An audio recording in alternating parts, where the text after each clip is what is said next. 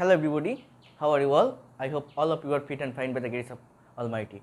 Today I am going to talk about verb. You know, verb is the important part of speech of English grammar.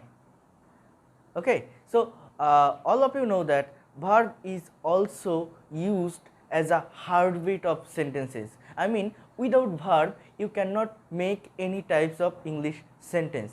So today I will talk with you about the classification of verb and how can we use those verb in the sentences, and what will be the actual meaning of sentences by using this verb. I mean, you know that there are so many classification of verb like finite, non-finite, gerund, infinitive, participle, present participle, past participle, perfect participle, principal verb, auxiliary verb, transitive verb, intransitive verb, primary auxiliary verb, modal auxiliary verb. Those are the classification of verb, and if you know or if you have a clear concept about those types of verb, you can easily write any sentence correctly, and you can make any types of sentence without confusion, without doubt. Okay, so if you have clear idea about verb, you can also speak in English any time or any things without any mistake. Okay, so let's get started. Firstly, we have to know that what is the main definition of verb. You know, verb is a word that denotes being, having or doing something. Okay, so verb is basically used after the subject, we can put it, but there are so many classification of verb.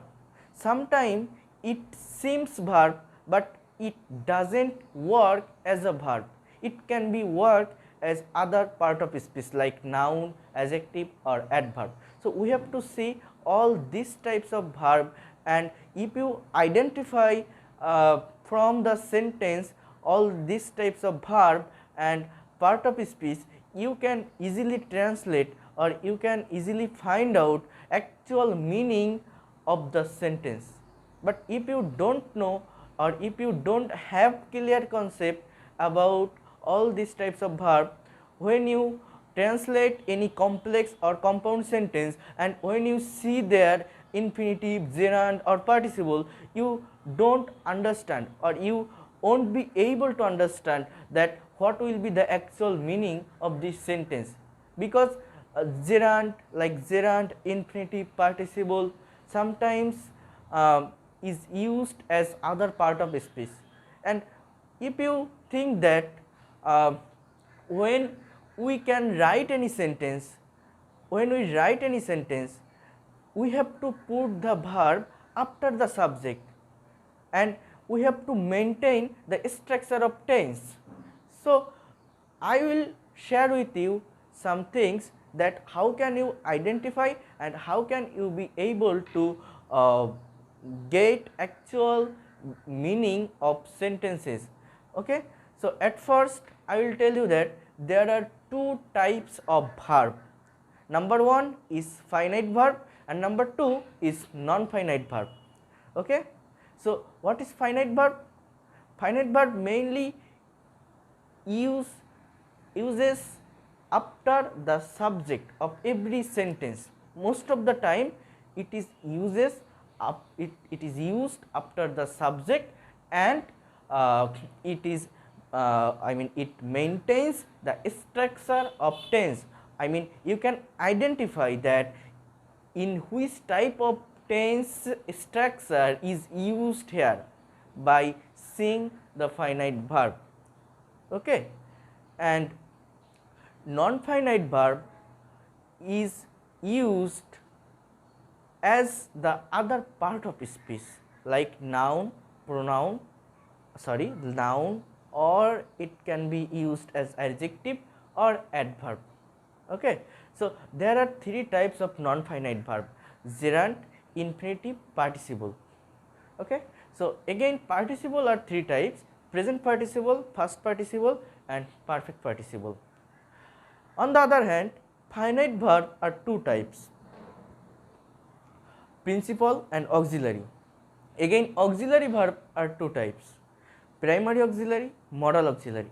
Again, principal verb are two types: transitive verb, and on the other hand is intransitive verb. So those are the classification of verb, and you have to, or you need to the clear concept about all types of verb. If you have clear idea, you can understand any types of sentence clearly, and you can give the actual meaning of this sentence. Okay. So at first, what is principal verb? Principal verb mainly uses for present indefinite or past indefinite tense. If you know the structure of present and past indefinite tense, you will get that there is no auxiliary verb in the past and present indefinite tense. So here the principal verb or main verb is used alone. I mean, you can call it a host in oneself. Okay. And the other hand, I will give you some example that he goes to a school, I read a book, or I write a letter. Here write, goes or give are the principal verb. On the other hand, auxiliary verb is basically used before the main verb. Okay.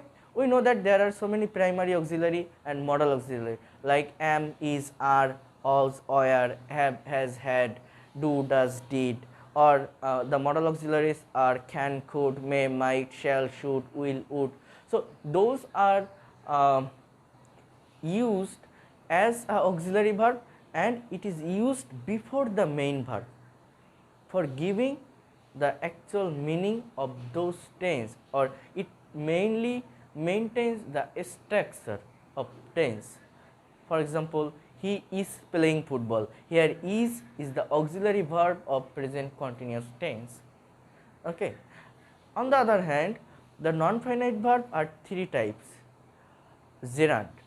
Gerund, when we see verb plus ing word that is used as a noun, it called gerund. It is called gerund.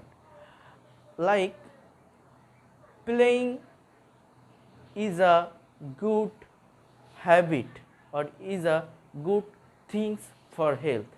So that is the gerund. And if you tell that walking is a good exercise, here walking is a gerund. Walk is a verb, but by adding ing with walk, and it will be gerund, and you cannot get any structure of tense. So it is used as a noun in this sentence. Swimming is a best exercise. This is the another example of gerund. And then participle. When you use verb plus ing adding word, and it works as an adjective in the sentences, we can call it participle. For example, I saw a crying baby. Here cry is the verb, and cry plus ing adding word is used as a participle. It modifies to the baby on the other noun, so you can call it participle. Okay. So participle mainly uses as a adjective in if you identify part of a speech. Okay. So this is the participle. And infinitive, when you see to plus verb where present form, to plus v1 adding word is used as infinitive. It can be used as a part of a speech, sometimes noun or sometimes adverb. For example, he sat in the tree to meet me. He sat under the tree to meet me. Here to plus meet is the infinitive. Okay. So in this way you can identify or you can find out all about a verb from the sentence, and you can easily identify all these types of part of speech from the sentence. So that's all for today. Thank you so much. See you in the other video.